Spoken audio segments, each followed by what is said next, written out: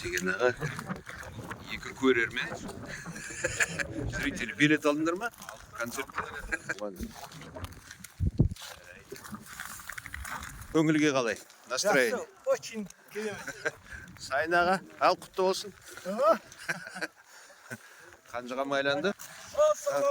Ей, қатты айқалымыңдар. Тигізді әйтеуір. Екінші рет атып тигізді оны. Біріншісімен де екі атпайсың. Қасыңа келді ғой. Ал, құтты болсын. Алтынбек, көңілге қалай? Керемет аға, керемет. Жақсы демалыс болып жатыр. Бір жасап жатыр. Көп алғыс айтамыз. Жігіттер атып жатыр. Аңшыларымыз келе жатыр. Жиналып жатыр. Бұлар келгенше шайды қайната берейік дедім. Ордақ ыстай берейік.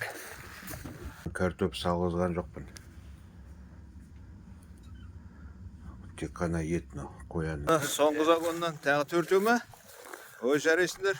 Мынау деген семірткен қояндар ғой мынау. Бордақылаған қояндар ғой. Алла шуын жанай.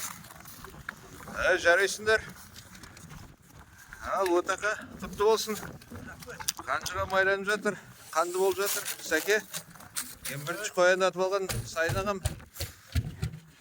Боран ағам жанкүйер болып, көрермен болып. Алтынбек әйтеуір загонда жүрді. Руслан шаршаған болар. Руслан, шаршадың ба?